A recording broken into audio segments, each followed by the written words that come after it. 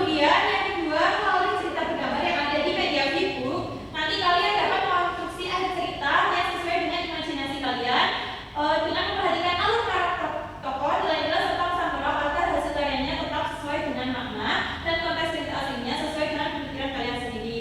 Nah, di sini Ibu ada punya media nih, namanya Flipbook. Nah, Flipbook ini berjudul tentang cerita kelinci dan harta karun hutan. Nih, ini kan media konkretnya nih. Bisa kalian lihat ada gambar-gambarnya, ada gambar kelinci, ada si tupai. Nah, ini berlatar belakang di hutan. Nah, Flipbook ini masih punya ending yang belum selesai. Nanti ya kalian akan menyelesaikan akhir dari cerita Flipbook ini tentang kelinci dan harta karun di lembar kerja yang akan kalian kerjakan setelah Ibu menerangkan materi. Seperti itu ya. Oke. Baik. Ini ada yang ada suaranya. Bisa kalian perhatikan ya.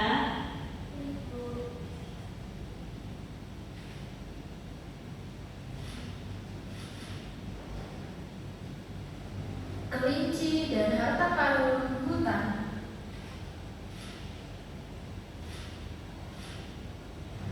Suatu pagi, Ciko adalah kelinci yang paling gesit dan lincah di seluruh lembah daun emas.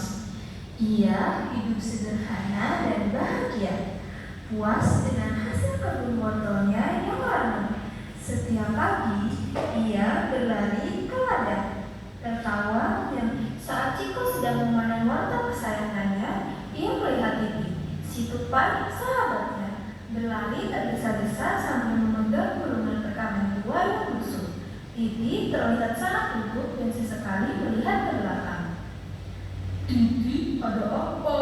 Kenapa kau berlari seperti dengan Ciko? Sapa Ciko lemah. Titi terengah-engah dan menyembunyikan gulungan kertas itu di balik punggungnya. Didorong oleh rasa penasaran dan ambisi yang semakin kuat, Ciko memberanikan diri menemui Titi di sarangnya. Ia berbicara dengan nada lembut, mencoba membujuk Titi agar mau berbagi.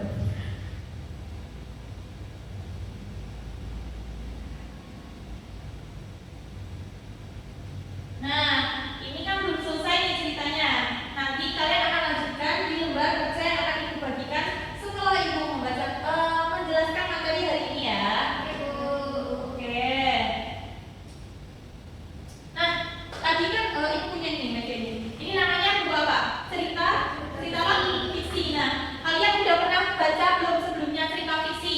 Sudah. Contohnya apa? Cerita tentang apa? Kancil udah pernah baca? Kalian pernah baca cerita fiksi? Apa yang kalian ketahui tentang cerita fiksi? Cerita khayalan. Ya, khayalan, terus apa lagi? Imajinasi. Ya, betul sekali. Nah, cerita fiksi itu biasanya berisi tentang imajinasi.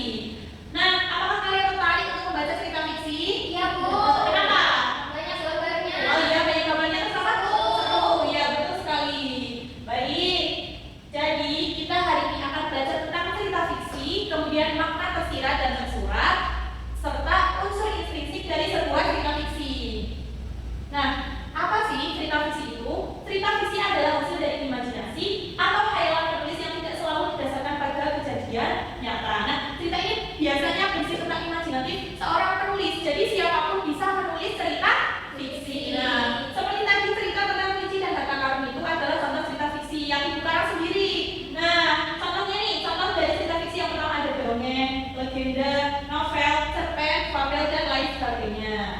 Kemudian yang kedua ada makna tersirat dan makna tersurat dari sebuah cerita fiksi.